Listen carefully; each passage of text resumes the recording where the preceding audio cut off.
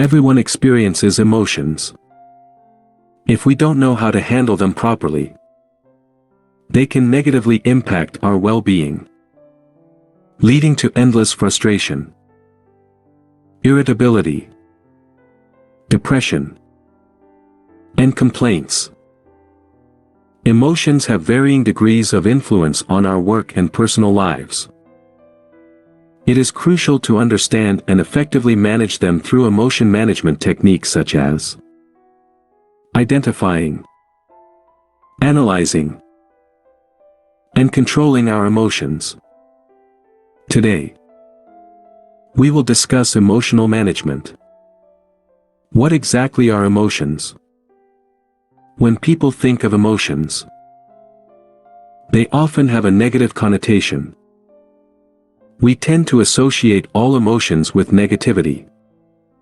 However, emotions themselves are neither good nor bad. They are simply our responses to the environment around us.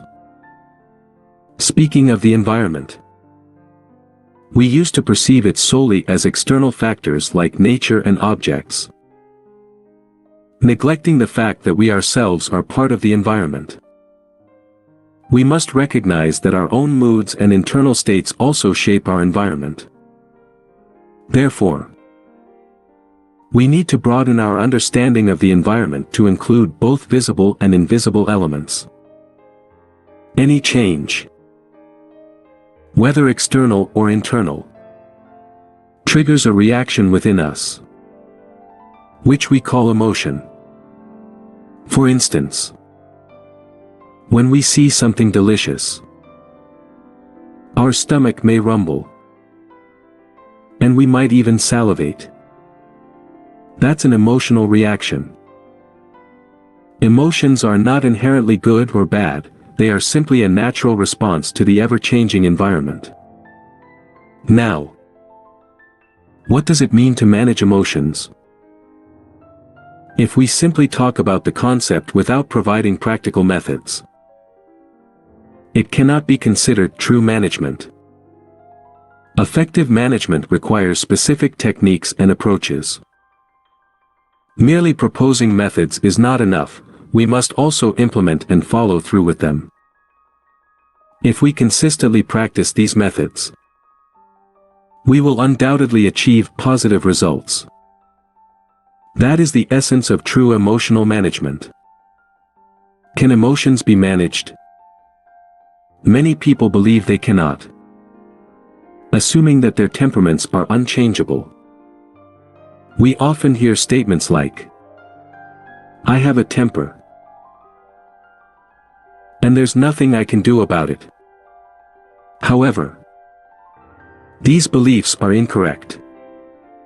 Emotions can indeed be managed, and they are even more within our control than other external factors. While we can't control how someone else makes a cup of coffee or uses a computer, our emotions are entirely our own reactions that we can control and manage. We must rectify these misconceptions and understand that we have the power to shape and regulate our emotions. Emotional ups and downs are universal experiences for people worldwide. Why do emotions fluctuate? It's because the external environment and our internal feelings are constantly changing. Many individuals struggle with intense emotional fluctuations, frequently getting angry, feeling unsettled, and needing to vent their frustrations. We must recognize the significance of self-cultivation in addressing these emotional challenges. We need to focus on nurturing ourselves, improving our emotional well-being, as our emotions play a significant role in our overall happiness and stability. I can confidently say that emotional individuals tend to be skeptical, and I'm sure many would agree. Some people readily believe everything they see, but emotional people are different. They hesitate to trust their eyes because as soon as they do, they can easily be deceived. They understand that situations and environments vary. And casual belief can lead to tragic outcomes. It's not a matter of good or bad. Many people criticize emotional individuals for not trusting enough. However, it's not that we can't trust at all. Consider a product with an inspection mark. Would you unquestioningly believe it? Unfortunately, believing in such a case would be unfortunate because where there is truth, falsehood also exists. So, what can we do? From the start, I believe it's imprudent to trust blindly. And I regret it personally. If you tend to see everything as a potential cure, then you become a test subject. Why would you want to be a guinea pig without reason? Doubt is natural. It prompts us to question if things are really as they appear. We are naturally skeptical. From another perspective, this skepticism reflects our high level of alertness. Being alert is a good thing. Skepticism may seem negative, but it stems from being cautious. I have come to realize that being sensitive is about being good or bad. Unfortunately, we often overlook this aspect. We focus only on not hurting or provoking others. But we fail to consider that when we speak, different reactions will arise. That's why we are always reminded to be careful with our words, to pay attention to what we say. You can't simply say whatever you want without consequences. Once you convey your message, others will interpret it, and they will react accordingly. In the end, you will have to bear those consequences. We approach everything with skepticism, doubting everything initially, and gradually building belief. That's why our pace might seem slower compared to those who are fast in the beginning. Many young people today prioritize speed, but we take a different approach. We are slow at first but incredibly fast afterward. The others may want to buy a car, and without much thought, they go and make their decision, choosing a specific model, color, or rare features. However, what they may not realize is that after ordering, it may take them 3 months, or even half a year to receive the car. It's not as simple as it seems.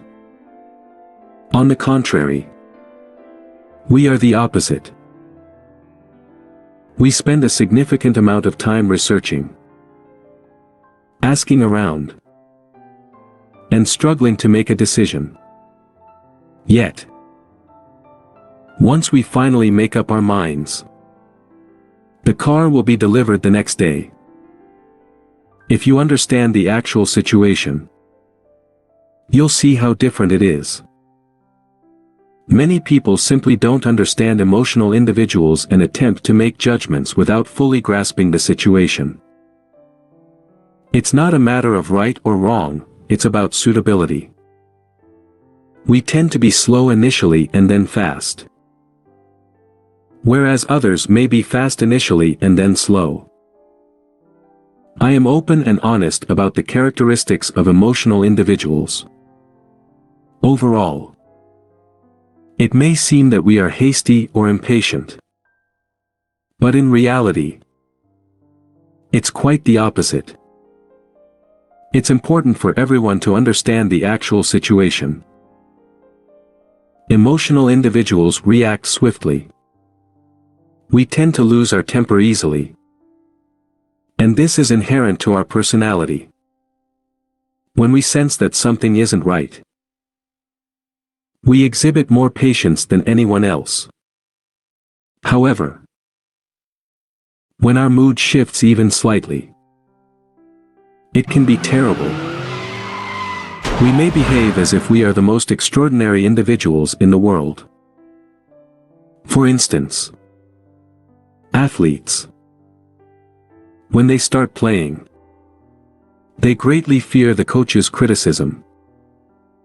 They listen attentively to the coach's instructions and respect them wholeheartedly. But over time, as they excel in every game and gain popularity, they become insubordinate. They no longer pay heed to the coach's guidance and act as if they carry authority themselves. Leading such individuals becomes challenging because they tend to assert their dominance. If there were a way, they would play their own cards without any hesitation. It becomes a battle of wills, and they dare others to challenge them. In our society, we often discuss systems and rules, but it's a self-deception. We mustn't blindly adhere to rules, as it's the environment we live in that shapes us. That's why we place a special emphasis on preserving our dignity. We do so because if even the slightest arrogance creeps in, others won't dare to confront us. For instance, a promising but obedient son who respects his father's authority. However, when he starts earning money, he may become impatient, urging his father to act faster. If his father fails to meet his expectations, he becomes angry. You may find my words resonate with your experiences, and I want to convey the following message. I don't criticize emotional individuals, nor do I see it as a shortcoming that needs changing. I don't believe so.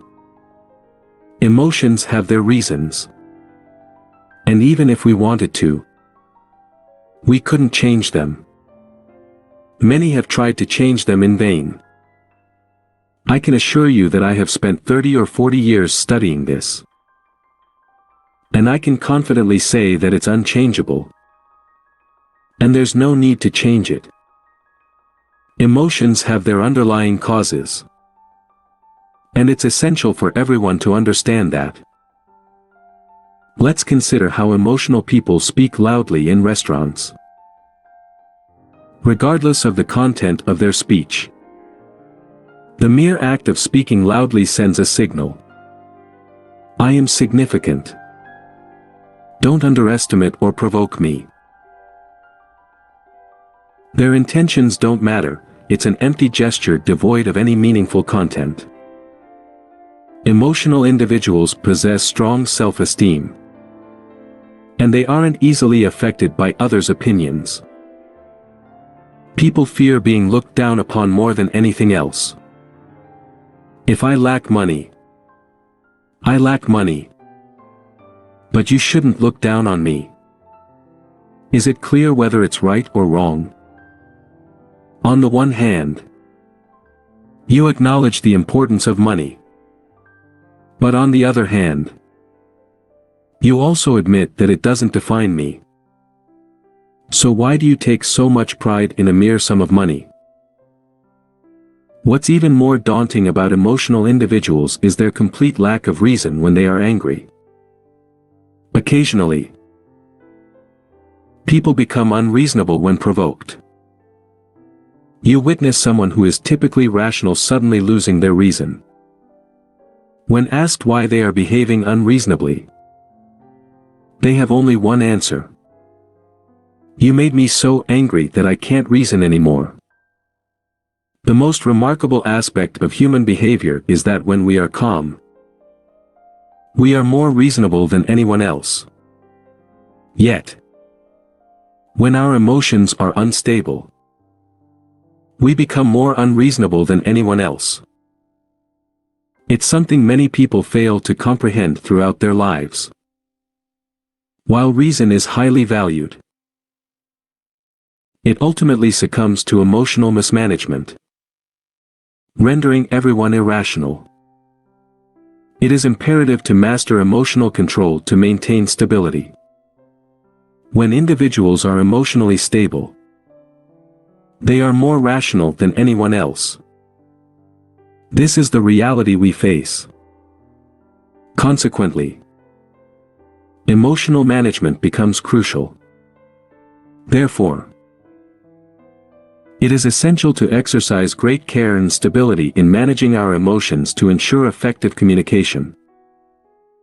Without emotional stability, communication becomes challenging. Emotional management should be the foremost priority in all aspects of our lives. Only then can we understand that sometimes casual conversations are just that, pleasantries exchanged to establish emotional stability. We ask how each other has been and engage in small talk. Many fail to grasp the significance of emotional management. We must find ways to establish emotional stability in others to facilitate effective communication. Rushing into business matters immediately without considering emotional states can lead to disastrous outcomes. It's crucial to understand human nature and approach others with great care. Ensuring emotional stability to foster smooth communication.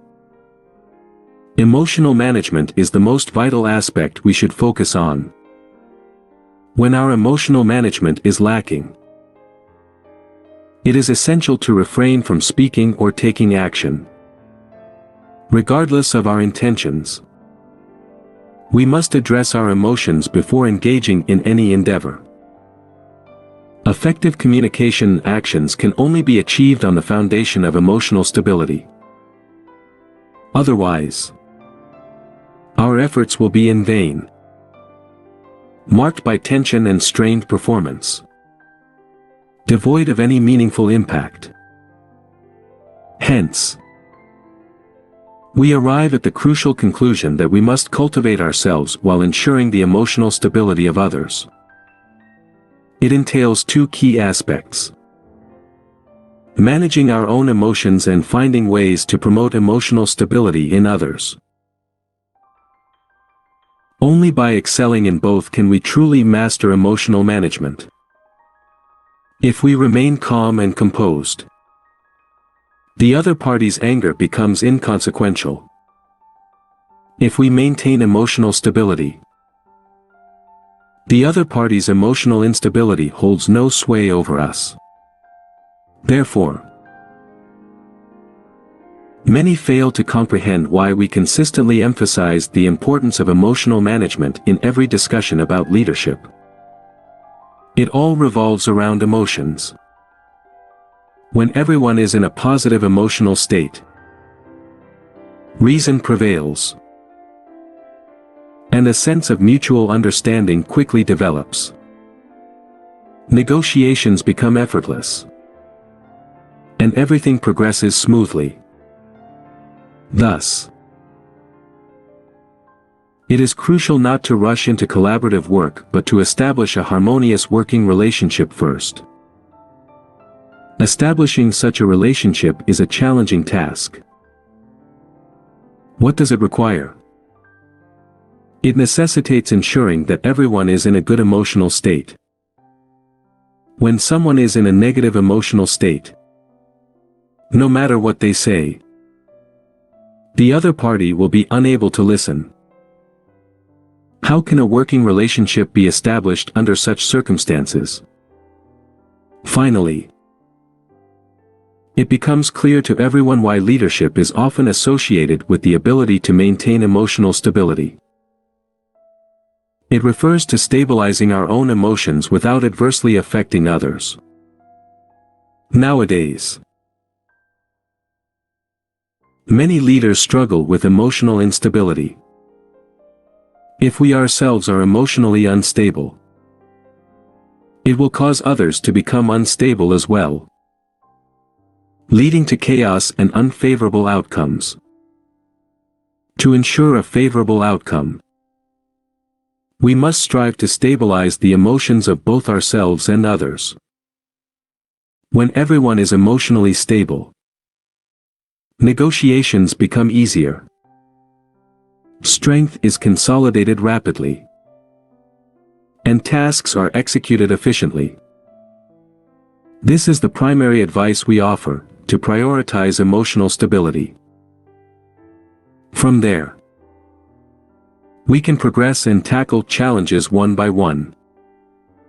Thank you all for your attention and participation. See you in the next video.